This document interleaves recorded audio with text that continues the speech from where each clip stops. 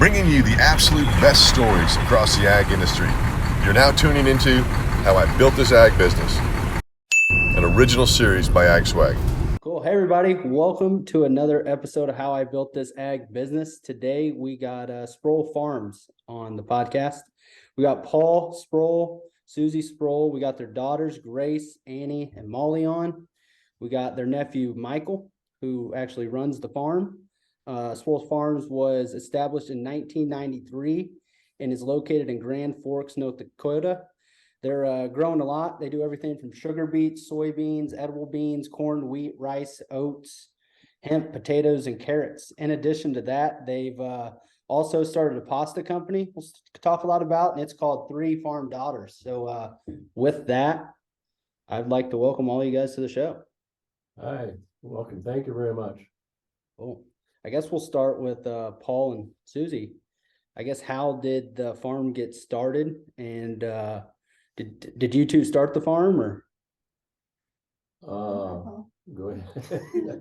Yeah, we started the farm previous to farming. I worked for I had an uncle and aunt that farmed, and I lived with them, and that's where I kind of took a liking to it and appreciation for agriculture.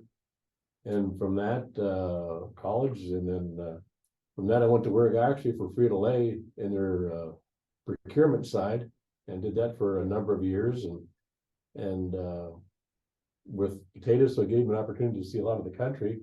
Great company, but they asked me to move a few times. I wanted to stay where my wife and I are from, so I quit, and we started a brokerage company in '89.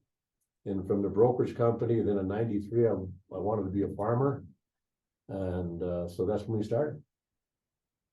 So you guys are first generation. You're first generation farmers. Well, we are as a couple, but Susie's dad and her family had been farming for a number of years, and they had a very successful operation, still have today. Anyway, that's where it's at.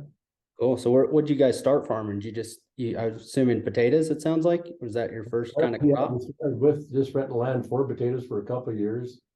And then we didn't get the land kind of the work that we wanted from a rotation purposes. So then we went full bore on all crops in about 96, I think it was, or 95, someplace in there, a couple years after we started. And then the operation just really grew from there. And Mike, you got on board and full time in 95, I believe. Yeah, 95, and it evolved from there, and then that's where we're at today.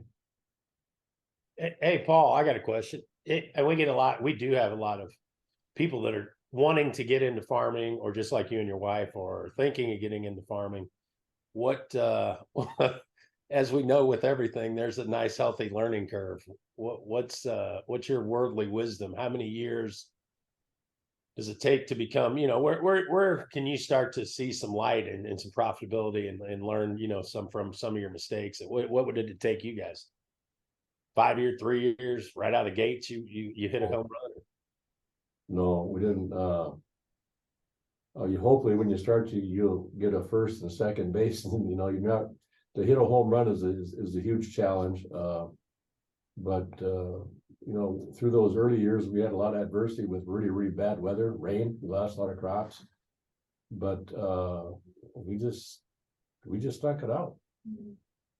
Yeah. It takes a long time because you're building equity. So you're living minimally. Does that make sense? Yeah, no, I agree. I think that's, a lot that people, especially in today, we're seeing a lot of younger couples, back when you guys were younger in the 90s and wanting to go get into farming, just like Jordan and his new wife to be. And, I just think it's a tall task, where the price of land is today. And, loans, you're going to have to borrow quite a bit. You're going to be in debt for a long extended period of time. And, when the mistakes that you make on top of that early on can really, I think it can test a lot of people and a lot of couples. And we don't normally get a lot of first generation farm family. A lot of the people came from the Homesteading Act, and their families had farms, and by then some of the debt was paid down and and it was just a different situation. So I think it's awesome to hear your guys' story where, you started off, had to hoe the road, so to speak, and make things happen. So yeah, I just think the advice to the younger kids is, it does take a lot, and there is a learning curve on everything. And I'm sure the girls will talk about that in the with the pasta business and and everything else that you guys venture off into. So yeah, great stuff. I'm glad we have a first generation group. So Yeah. What'd you do before you started with the farm, Michael? Actually, I moved up here in the early nineties and went to college for a couple of years and didn't really know what I wanted to do. So I went back to California for 6 months and realized after being up here for a couple of years through college and helping the same relative that Paul grew up with farming, I would go up there in the summer, that it was kind of a different lifestyle. And I was actually doing construction. And then during harvest, I would help Paul. And then one day over breakfast, he asked me if I would ever have any interest in farming. So I believe 95-ish is when I decided to come to the farm full time. So how I had more of a construction background building. how old were you? So I would have been 21 then when I started farming. So Michael was the first employee. No, I was not. Actually, I think when I first started farming that year, when I started, Paul had some potatoes down in Louisiana. And when I started that spring, I went down there for a few weeks for harvest. But I'm more of the hands-on, I'd say mechanically inclined, whether it's electrical construction or whatever, and just a hard desire to work. And what I liked about the farm was you'd get out there early in the morning, just the fresh air, the smell of the tractor whenever you started it. And when you come from a big city and you get out in the open, I mean, you really realize what life is about. It's peaceful, it's quiet, and I just kind of grew into like it, not being a farm kid growing up where you walked out of the house to the Quonset or to a barn. I came from a city that had neighbors and walls that you didn't really know some of your neighbors, to being here and it's just a tight knit community in Grand Forks and the state of North Dakota. Cool. So we're Susie, did you and Paul start the farm together? Like you both just went feet first? Yes, Paul, we started in our basement. On a brokerage company in the Or first, in the basement. I always took care of administration, whether that's bills, payroll, whatever, and Paul was always the salesperson and the manager. He was the hands-on, but I was behind the scenes in the office. So, yeah, we knew each other pretty well. I think the hard part when anybody starts any business is you do your business in the daytime. And we had to get to the point at night, we just couldn't talk about business, but we used to do that. To finally we said, there's no more business when we come home, it's gotta quit. And when you get together as a family, you sit over a meal and all of a sudden the conversation can sway rather quickly into business. So you gotta keep that focus sometimes out of the business. And I think you folks have done it too. Yeah, we've had that conversation a lot with other folks, like when it's hard to turn it off, I guess. Yeah. We're all so invested in at our dinner table. It starts with one question and turns into 3-hour conversation. And Paul, it isn't bad with just the kids, but now that the kids' spouses or significant others are involved, they're like, what in the hell do this family, all they talk about is, and it's funny because when we just get together, we ran by the other day to talk, I don't know, we were helping the kids with a Christmas tree or something. And the next thing, the conversation spun and we're over deep talking about FarmCon and some other events. And I can just see Jordan's, fiance sitting there like, okay, guys, here we go again. Yeah, it's definitely, you got to keep it in the forefront of your thoughts for sure. I mean, to try not to hang it up, I guess, when you come in the house, but it's difficult, especially when your wife's involved, you're involved. Yeah. And that's just like Michelle and I mean, she does all the books, handles she says I make the messes and she has to clean it all up is what she says, but that's probably about That's probably about how it works, you know, so. We never let Paul take anything unless we have a photocopy. Exactly, so. So are the girls, are all your husbands involved in the farm too and the business, or they kind of got their own thing going? Nowadays they kind of all have their own thing going. Throughout time they were all involved at some point. For example, my husband's actually from Minneapolis originally, so when we got engaged I was in school up here. When he asked my dad to marry me, my dad was like, well, she needs to finish school, so I hope you plan to move here. And so he actually moved up here and started working on the farm for a couple of years. I've eventually gone out and done other things in the ag industry, but same with Grace and Annie's husbands both have worked on the farm. It's just pretty much how we haze them into the family. We have to be able to work on the farm for a few years, at least a few summers of school, and see how they fare. Exactly. So when did you guys start getting involved in the farm? Did you when you were little, or wasn't until you came back from after college, or did you guys kind of go off and do your own thing after college? So we all went off to college out of Grand Forks. But as my parents kind of mentioned, business and family kind of never was separated. You know, they brought their work home, and I felt like they really immersed us in the business. Numerous times they would bring us to the office and we'd be like playing with coloring books, and they'd be, you know, taking phone calls and making sales and planning crop fields and different things. So we all left and went to college, and then we all actually moved back to Grand Forks after college. So we like to say that the farm like tugs at your heartstrings, and we all came back, which is kind of crazy because we never really planned on it. So, yep, I came back to work on the farm right after I got my undergrad, and then I went to our local university for my graduate degree. And during that time, I started to get involved in the farm. Who's the oldest? Who's the youngest? I am the oldest. You're the oldest. I am, yeah. Mollie's the middle and I'm the youngest. Okay, perfect. All right. How far Well, apart are you guys? We're about 2 years, but Annie's the oldest, then 2 years, then myself, and then 3 years, and then Grace. Perfect. So you're all And pretty then- close. Yeah. Me and my sister, yeah. So when did it, I guess, so when did the farm start evolving? I guess maybe it started with Paul, I don't know, but when did you guys start getting into kind of the higher technology type stuff turning into the farm, or was that kind of more when the girls came on board? They kind of started heading that up. You know, we had, you know, I had an opportunity. The first piece of technology I ever saw was Tulare, California. A number of years ago, I went to that show out there in February. And that's the first time I ever seen a self-driving tractor. So that's the first thing we did is we got GPS on a tractor, and then we immersed with Conservice software. And we've been in with that, Mike, what now, 10, Since 2011 with Conservice. yeah, so that's been 10 plus years. And then we do precision ag, we do. Yeah, we've done beta stuff for different companies, and when Greg Sauter owned Precision Planting, that was kind of one of the big things that we kind of took on. Yeah. Because Mike went and met Greg, because Greg's place is close to our farm in Illinois. Yeah, his Tremont facility is about 40 minutes away from our farm down there.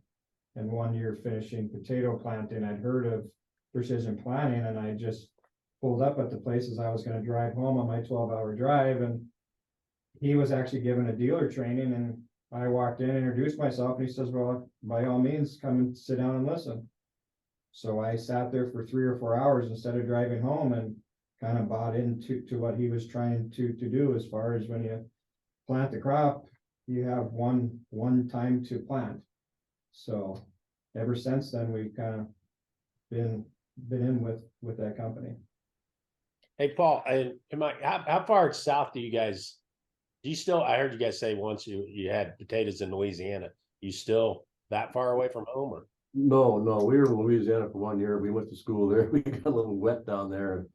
And it rained down this year. There actually the year before there was a good crop a guy had, so we got in there, and I'd contracted with a fella in there, but then we went down and raised our own, and then so we pulled out of there. But what we did do, many years ago when I was worked on a Sand Mountain, Alabama, which is close by Fort Payne and Hettinger there was volume of potatoes there that I worked with some growers with, but that's when Frito-Lay was changing over to having a wash product, and those gentlemen up there was 13 growers didn't want to do it. So I have a good friend in Illinois, and he mentioned an area in Illinois and told me to maybe drive through there, so I did. And it's actually Bath, Illinois. Abraham Lincoln surveyed it 1823. That's their marker in town there.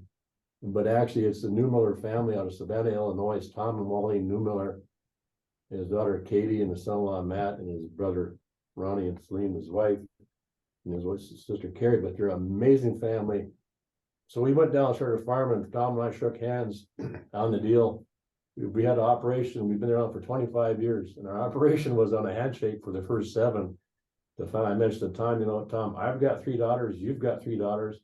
We better put this in writing so people know what we did. And it's turned out to be an amazing operation for us. Well, thanks to you. I mean, we've got some equipment down there that we did with our pivots. We're working with some of that technology out of Israel. You introduced us to those folks, and we continue to work with them. So that's been a great area for us. You plant that crop in March, we start harvest end of June and through the month of July and into August. So that's the furthest south we go, and it's been a good deal for us. Good deal. So who dreamed up the pasta idea? The 3 farm daughters. How'd that get started? In this conference room. Yeah. It was kind of a collective thing at the time. I was back on the farm, Annie was back on the farm, Grace was just moving back.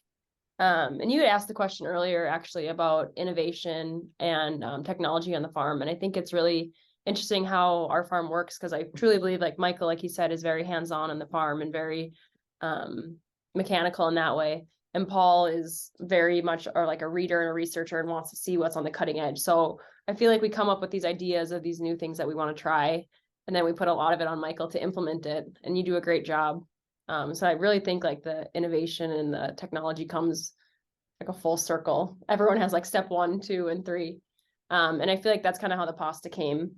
We started by, we were growing a high fiber wheat variety on our farm. And it was something Paul had read about. We pursued trying to, grow it on our farm. We grew it on our farm. And then sitting in this room, it was something of like, what are they going to do with this wheat?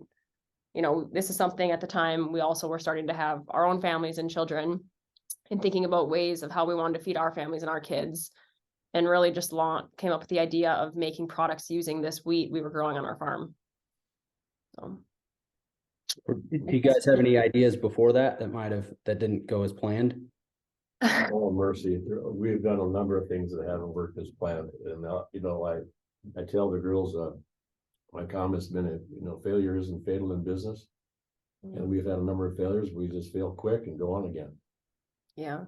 So there's been a lot of things we've learned, but we're really blessed here in North Dakota, because in Fargo, they have the Northern Crops Institute.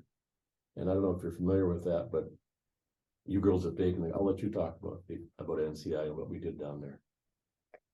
We were just able to, utilize some of their technologies and take this grain and do test pilots on, different, how we're going to produce our product on different machines, as well as different blends and things like that. And so there was a lot of resources around, not far from where we are in Grand Forks, that we were able to really help us launch our company.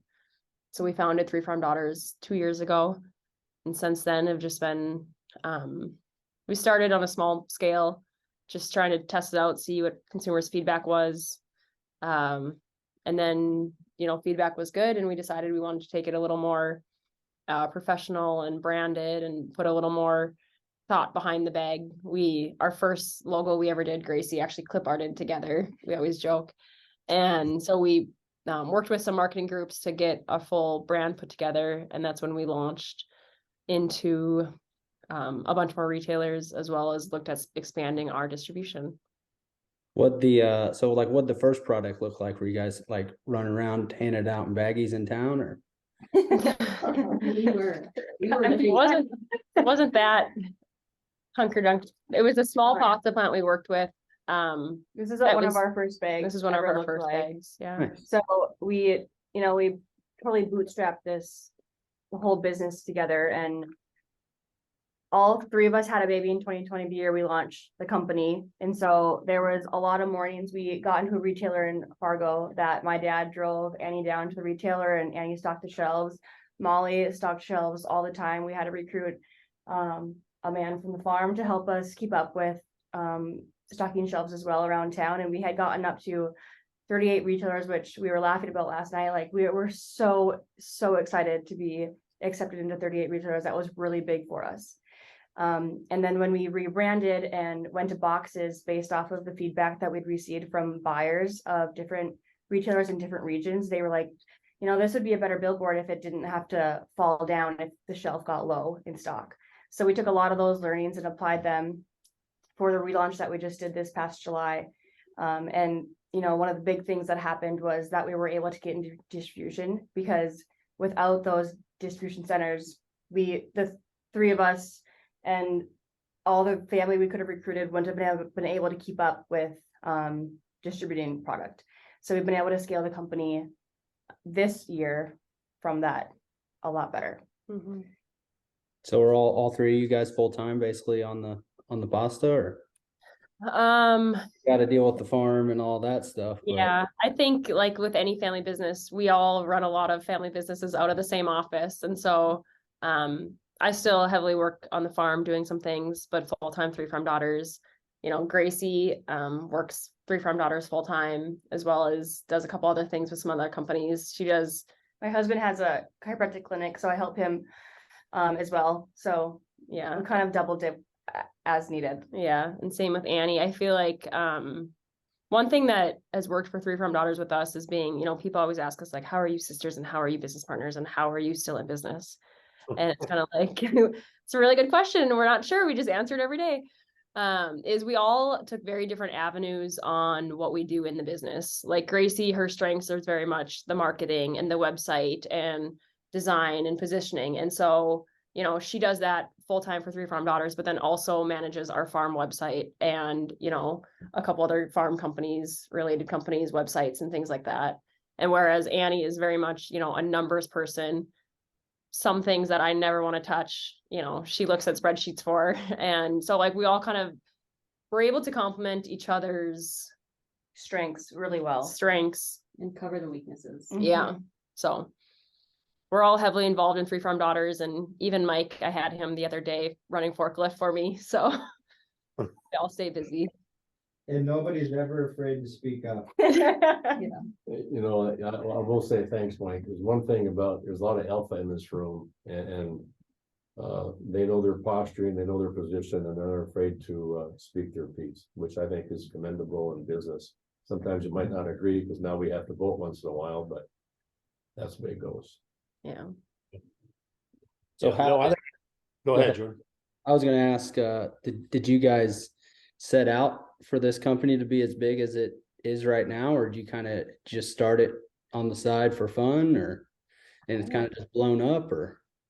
I feel like we had no idea what was gonna happen. I feel like never in our wildest dreams did us 3 girls and our mom and dad and Michael ever think that we would have a CPG company. No. When we first launched it, one thing we did is we put our picture on the back of the package with just like a big fight in this conference room, because we thought, oh my word, like what if this completely flops and no one likes our pasta, and we're always going to be known as the girls that put their picture on this pasta that Who do we think we are? Yeah. So yeah, I think we had no idea. We took it day at a time. I think one thing too is no one in this entire room has any experience in CPG at all. And like when we did this, we didn't know what it was going to be. We didn't know what the marketplace looked like. We didn't know anything about distribution, retailers and whatnot. And so I feel like in the last 2 years since we've been doing this, we've really gone to school on we've had to learn a lot. Coming into this, Annie's background was real estate, Gracie's was beauty, mine was law, and none of us had anything to do with CPG. And then we have the farmers in the room. And it was an interesting bunch to say you were going to be selling pasta to some national chains. a couple years later. So I don't think we really expected it would have grown to this, to where it is so quickly. But we just continue to learn and take the learnings forward, I guess. Yeah, actually, is when we came out of NCI with where you have a mini pasta plant there. That's when we made the pasta. We brought it home and cooked it. And so we thought this is great. And that's where it just went. And I think when you haven't been in the CPG business, you probably do a lot of things that are wrong, but you also do a lot of things that people probably wouldn't do that are in the CPG business, which I think is in this one way or another has helped the girls, you know, the business to really get out there. You're not doing it maybe a way that a different company would do it. We're just doing it to an extent. Yeah,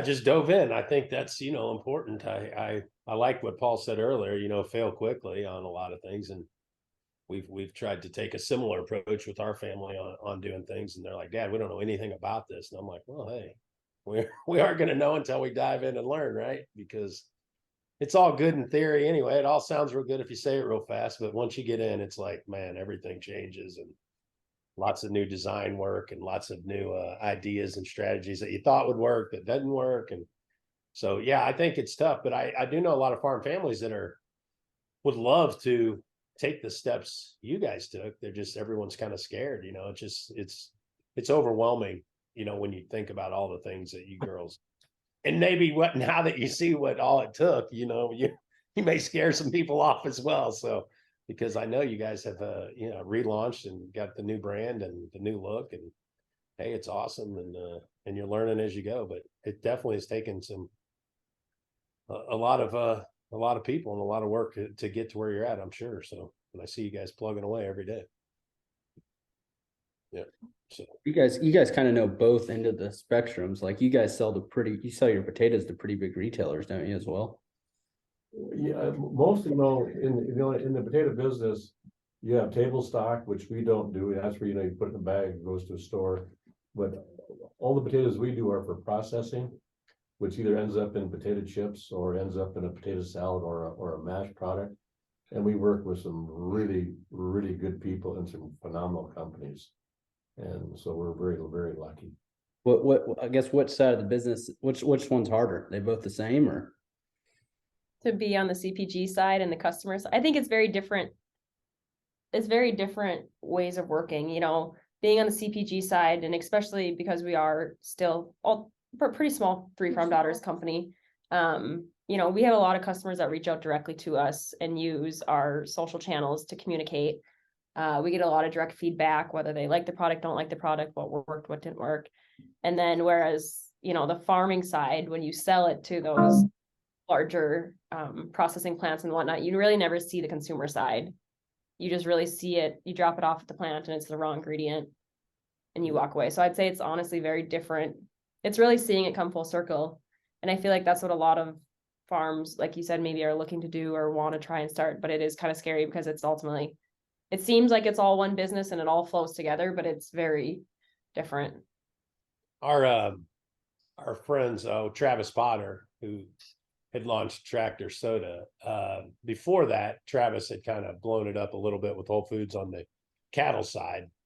And he had told us about countless nights and hours being in the stores, doing, you know, samples. Johnny Hunter with Castor River Farms with his rice. He's up here at Hy-Vee, you know, he was cooking in the stores, giving out. Did you guys do sample things at places? And we actually launched in 2020, and so we weren't allowed to be in any stores to do sampling just because of the environment. Yeah, We actually haven't gotten to do that yet. you haven't done that yet. I wondered if it was like, yeah, take the show on the road type of thing, because it seems like that's with Tractor Soda. That's how, you know, when he got into they're in all the Chipotles now and all the 7-Elevens. So it was like crazy how they made that jump. I mean, he was dipping it. I think Paul may have been there at one of those conferences where he was dipping those drinks out of he had all the kids there and they were dipping them out of the you know, the old coolers, out of cans. And I'm like, Travis, you need some. No, we just got Dixie cup. And I told him, I'm like, man, I just do not like the way any of this tastes, Travis. And they went back to the drawing board, changed some things up, and it was like 4 or 5 years later. And yeah, now they're just blown up. But yeah, that side of it is there's a lot of, you know, a lot of definite you know, I guess obstacles and things that you don't think of that come about, that it's like, man, I gotta believe it's tough. It's a tough road. And to get shelf space and be in with things like, are you guys looking to take the pasta to any large, like a Chipotle or something, you know, a big chain that would be using pasta? Yeah, we have talked about things like that. Right now, we're kind of focusing 100% of our time primarily on retail and getting our retail distributors. So like today, we actually are in all the Whole Foods in the Midwest. We heavily are in the Midwest. We're in the Meijers, Kowalskis. I'm gonna forget a bunch of them. Big Y, Meijer. Yeah. What did we say? Central Market down in Texas, and a lot of retailer Caputo's. retailers. But we haven't looked too hard at the food service side, and for no reason as to why not. We just Haven't yet. Yeah, we just haven't yet. Yeah. Huh. What's the process look like for everyone listening? What for you guys? What's the process look like to go in some of these retailers like Whole Foods and stuff like that? Or do you guys just like show up at corporate like, hey, you guys need to throw this in the in the stores, or how's all that work? So there's a category review every year, generally once a year, maybe twice a year, depending on the size of the retailer, where they'll have an open review and you can submit your product. And if they select to have a meeting with you, then they'll book you on their calendar. The three of us get in this conference room, do a pitch of why they should take us on. And then we cross our fingers and toes and hope that they take us. And that's kind of how it's been so far. We have, you know, Whole Foods was always seemed like a dream retailer for us. So when that happened, it really put a stake in the ground for us that I think one thing too, like when we were in our 38 retailers that we were bootstrapping and delivering ourselves, we thought we were like really hitting it big. And then that's when we were in the middle of rebranding, and all of a sudden we got an email from a Whole Foods buyer, and like unsolicited, no idea what was, you know, gonna come of it. It's like, okay, you know, we really weren't trying to push our old product because we didn't have our case packs done. We were gonna have to slot everything. Like it was a whole new setup, and we wanted to have it ready before putting the investment into retailers. So we met with this girl, and you know, she was a global buyer at the time, and she could see that we didn't even have product in a box at the time. We were still in between such a limbo stage. But she liked us and she put us on to the Midwest. And so someone's asked me the question before, like, do you think, you know, a lot of your success or some of your wins in your company have come from like hard work, or is it luck, or, you know, where does it come from? And I truly believe like the Whole Foods was a little bit of luck. And we asked her how she found our brand, you know, because she came to us. She was like, a friend of mine saw it on Instagram and sent it to me. And so I just emailed you, I just Googled it. And, you know, that was one, getting that was our first real big retailer beyond our local channels, and having a retailer, you know, that's known in the market to hold a lot of weight was really kind of like a feather in our hat to say like, okay, so, you know, like we're not just all sitting around this table eating pasta ourselves and drinking the Kool-Aid and thinking this is great. Like there's other people out there and retailers that truly believe in the vision of what we're trying to do and our pastas as well. So that was fun. I got a question for you. Since I have been on the board of a couple of different companies and have people in the space, how important would you tell the people that are listening or watching? Obviously, the quality of your product is the best, and that's not in question. How important is the packaging and branding part to land where it needs to land? It's honestly incredibly important. We spent for our new box, we spent all year. Yeah, show us the new look. Yeah, we've gotten them. They've sent them to our family. My wife loves them. My sister stole some of them. So, you know, we've had people fighting. It's been good. Yeah. But it is tricky, isn't it, on the branding and the packaging? And there's a lot that goes into that. For sure. Yeah. We went through a lot of exercises as a group to identify like not only what is the package going to look like, but what is the voice and the tone of us. We wanted the three of us to really come through on the package so that when shoppers were in the grocery store aisle, they feel like they knew who we were. And so we always kind of say, you know, we wanted to feel like consumers have a friend in the food business, because when you're strolling down the grocery store aisle before you have kids, for us at least, you have a lot of time to flip packages around and look at the ingredient legend and read the brand story or where it came from, and choose, does this fit my needs as a person, or you put it back on the shelf. And then as you become a mom, or whatever is keeping you busy in life, you have so much less time to take the really relaxed stroll down the aisles and figure out what products fit your lifestyle. And so we position this to be a friend of the food business, that if you see our FarmTank packages on the shelf, it is going to be the best product that you can buy for you and your family. Perfect. Did you guys launch into foods with the new box, or did you start with the old packaging? We went straight to the new box with them. Nice. Interesting that I think I may have told Jordan this story once before, but I had the privilege of working with a lady who, she went off on her own to do consulting, but we had a vitamin business and vitamin and health type products. And she had met with us and I'd met with her, and she worked for Walmart and was in charge of basically their marketing and packaging design. And she told me, and I don't know if that's supposed to be public knowledge, obviously, probably not, but they'll take the same product off the same line.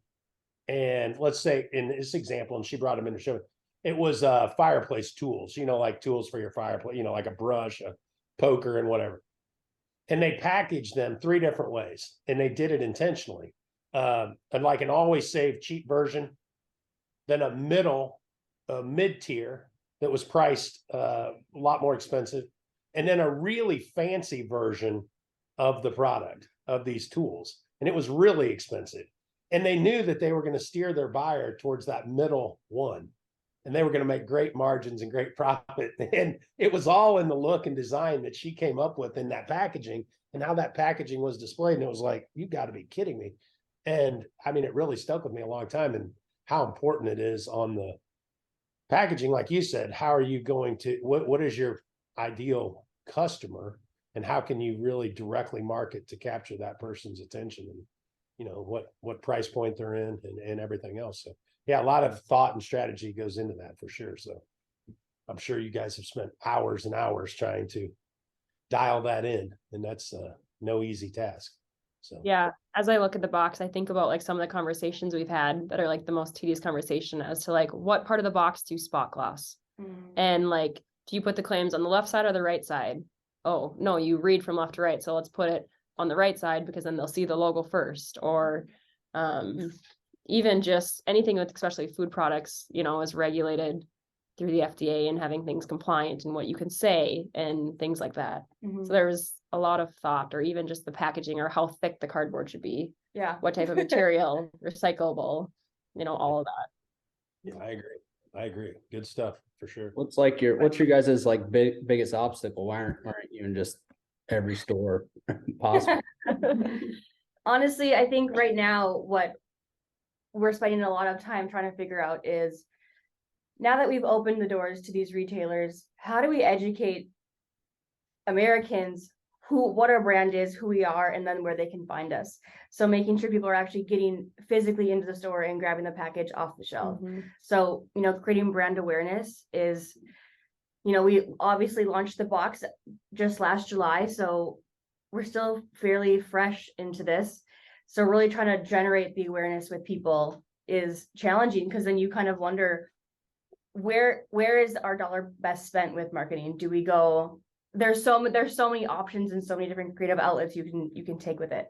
So trying to figure out how to reach people the best.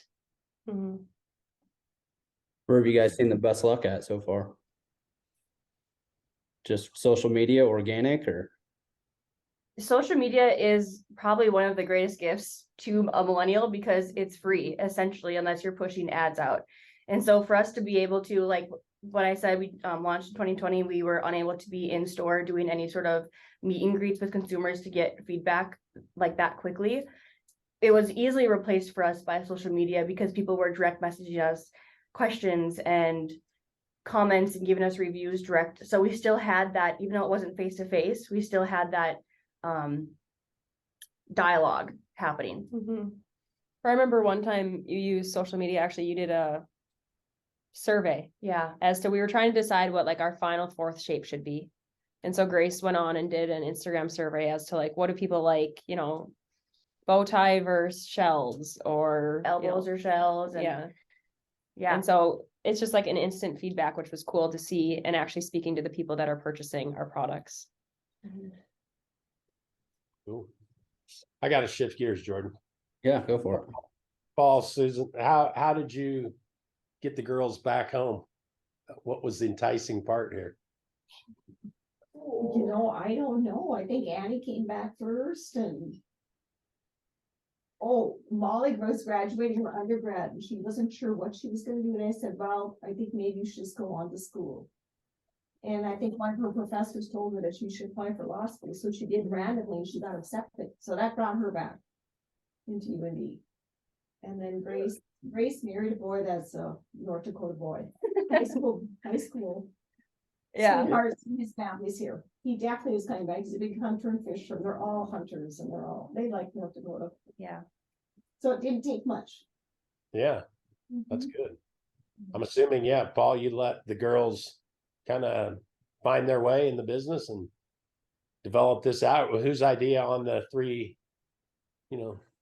farm daughters, whose idea was it to start that? The girls kind of wanted to start it, or did you help them get going, or how'd you guys do it?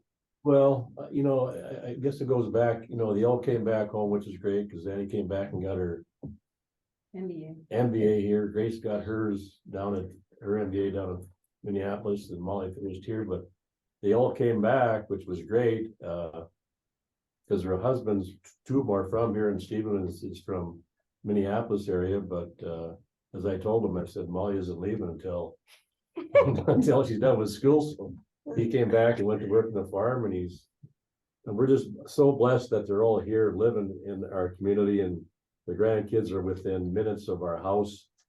And so it's very close. But as far as how we got the idea, the wheat was there. You just always look, or I've always looked, and I think they do too, look for value add. I think a farmer's great at producing a product and then shipping it to somebody else for them to take care of it, and then to have, to make it into a final good. Where we had an opportunity, we learned about the grain. We got some other things that we're raising on our farm right now that we're growing that hopefully we'll one day maybe go to market with something else, but we'll wait and see. But I just, we want to take advantage of those things that we can do. We do a lot of certified seed. We have a seed plant that we're involved in called Northern Tier, and we ship, a lot, for example, certified rye, we do foundation registered and certified that we ship into other states. And so we always look for that value added to what we do, and hopefully improve upon. But it sounds like you let the girls kind of come up with their own ideas and own things though as well, right, in the process. Yeah. So the name of the company is theirs. They had a list of names and they picked it out. I think it was great. Yeah. Where they went. Yeah, I agree. So I think that's tricky because I think a lot of farm families want their kids to come back home, but a lot of farm families also don't allow the kids to do a whole lot like you guys are being allowed to do. It's pretty much you're going to do what we've done for the last 30, 40, 50 years, and we're just going to keep doing that. And I think that's tough. I was talking to a friend, they own probably the largest jeweler out here, that Marotti's jewelry out here in Kansas City. They ship all over the world. But I asked the kid, I said, it's his family's business and they're huge. He said, yeah, I didn't want to ever do this. And he was selling Citizen watches and like Seikos, and that's how his family started. And they said, he said, if I could come back and do my own thing, I would love to do it. And they said, yeah, sure. Now he's become the largest Rolex dealer in the United States. And, he took that and pushed that direction. But I thought it was the parents that allowed them to, kind of find their own way. And I think that's tough in our world. And you see that a lot of times, third, fourth generation farmers, and the 50-year-old, 60-year-old still not getting to do a whole lot. And, that's tough. So I commend you guys. And, I think that's awesome. Your parents allow you girls to do your thing. And find your ways and try things and fail quick, as Paul would say, fail quick, which is good, not discouraging it. So, yeah. Jordan, what else you got? What I guess what's the operation look like when Paul and Susie step away? Figure that out when you get there, or is that on the horizon, or? I think Paul will farm. So.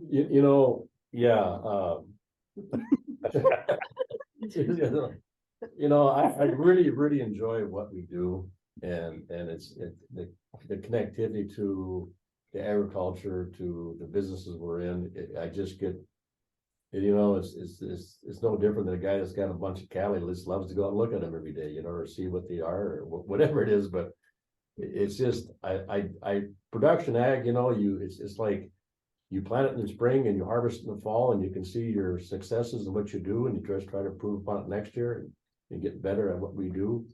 And by bringing everybody in and work with everybody, it's a different dynamic. When they have meetings now, and it's fun to see the growth, and we'll just see where it goes. Are you guys hiring people, or you looking to hire people? Always. Well, yeah, Always. it's tough to People hire that work. People that work, that is, Paul. People that work. We've been really lucky. We're working with the last couple of years. We had some people from South Africa, and I'm so impressed and so pleased with them all. They have recently just left. They're coming back after the 91 days, which is, by the way, the House Bill 1603. If they get that passed, that would be huge for every farmer in the United States. I hope it gets done, because they'll allow them to spend 5.5 years here, not have to go back for that 91 days. But it's tough for a lot of ag businesses and other businesses just to get employees today. We've had ads out, but it's hard to find. But now, working with these folks in this program, the H2A has been fantastic for us, and we do it in our farm, Illinois too. We have some gentlemen that come out of Mexico who are just amazing. They come back every year, and they work with us. And we've been pretty fortunate over the years where we've had a lot of good employees too. Yeah, Good we've got some long-term. really core people here. Yeah. Girls, do you have to hire new people, or are you going to have to hire more if you continue to grow? Or We are looking to hire a couple new hires in 2023, is our goal. So as we can expand with 3 Farm Daughters, we will be doing that. And then What are hopefully you looking for them to do? Just day or specific jobs, or? one specifically in the marketing side of the company, and then one probably more on the supply chain, logistics side. So. perfect. Where do people get a hold of you guys if they need to on that front? Go to 3 Farm Daughters. What is it? Yep. So Gracie has a really good website up for 3 Farm Daughters. It's 3farmdaughters.com. You can connect with us there. We have our social platforms on Instagram and Facebook and LinkedIn. And then the farm also has a really good website called Sproule Farm that we have, and you can connect with us all there. And you sell the pasta? Do you guys drop ship the pasta straight from your website? Like, can I go on there today and buy 20 boxes and you'll send it to me? Yes, we do that as well. If you're gonna buy 20 boxes, maybe just let us know and we can maybe get a deal going. But yes, we do have consumer on our website. Wholesale pricing for the people that are addicted. Yeah. Cool. You guys All want right. to think FarmCon? Yeah. Do you guys have anything you wanted to ask us, or?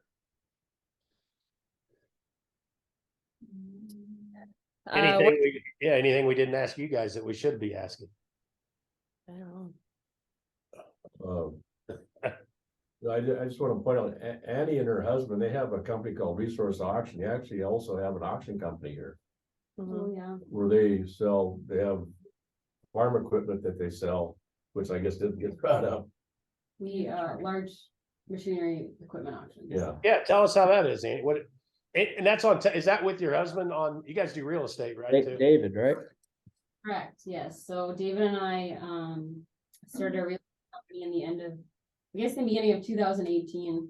When I moved back to Grand Forks after I got my undergrad, I had no idea what I was going to do. So I basically continued to go to school as long as I could. And in doing so, I worked on the farm. I got my graduate degree, and I also got my real estate license. And I worked for a local real estate firm for a couple years, and I had always attended land auctions, and I had a huge passion for egg growing up on the farm. So I started my land brokerage business with David in 18, and then in 2021 we got into equipment auctions, which was a natural progression with large machinery and land and egg in general. So we're pretty busy with that.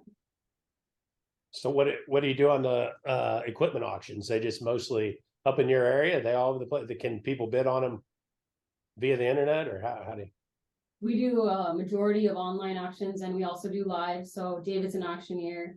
Okay. We also have a couple other auctioneers on staff. So we do farm retirement auctions. We do inventory reduction auctions, liquidation auctions, consignment auctions are big. So we have 8 auctions closing in the next 2 weeks right now. Oh, wow. So big year-end push auctions. Wow. Yeah. Yeah, you guys are busy then. Holy smokes, that's awesome. So You yeah, guys I've seen do we any, like collector? You guys do any like collector auctions, like collector tractors or anything like that? We do a little bit of tractor collection auctions. It's really fun. This is our first time ever. We're doing a toy auction, like a little oh yeah. tractor toy auction. We've had huge success for it. We actually had to cut off, like, we're not taking any more toys. We've got about, I don't know, 350 toys in the office right now. And it's kind of a fun auction for us. It's something we usually don't do and we don't really specialize in, but it's fun to do kind of around the holidays. We've had a lot of interest of people looking to buy for kids and different things like that. So, but we really specialize in the large machinery. Is that online, the toys? It is online, and we do ship if you're looking at it. What's the auction site? Resourceauction.com. Resourceauction.com. What are the what are the toys going for? What do you think they're gonna go for? Oh, I'm not an expert on the toys, that's for sure. But I'm always shocked what the online prices are, kind of what they bring. So we'll have to see. What's the coolest piece you guys have auctioned off? We've auctioned off a lot of different things, but I guess my favorite thing to see go to auction is like a big quad track tractor. I mean, those, to me, the bigger the tractor, the more fun they are to auction. Yeah, for sure. Yeah, that's cool. I didn't know you guys were doing that. I thought you had a real estate thing going, but yeah, I didn't know you guys were doing that. That's awesome. Yeah, sure. So You guys ever getting into like any cars or?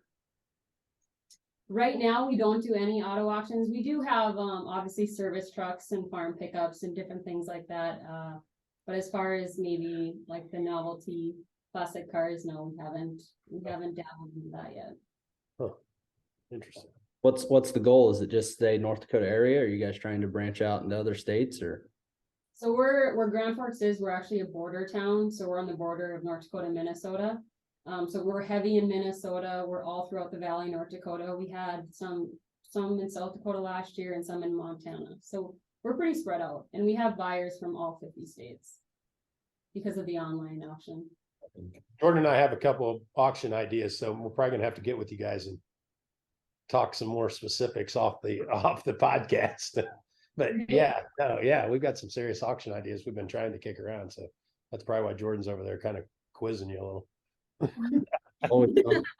Yeah, but that'll be good. Yeah, for sure. So we've been involved in good stuff on the auction side. So fun. Jordan, anything else? That's all I had. We covered quite a bit. So I really appreciate you guys doing it and see half of you guys at FarmCon in January. I guess the other half are stuck working. So Yeah, someone's got to run the farm. I hear you for sure. So yeah, that'll be great. So you guys have a good holiday, and I always look forward to talking to you guys and seeing you. So yeah, we'll get back with you. Jordan and I will circle with David and Mollie and them and see where we're at. So yeah, sure. that'll be good. Paul, thanks again. Nice talking to everyone, fellow family.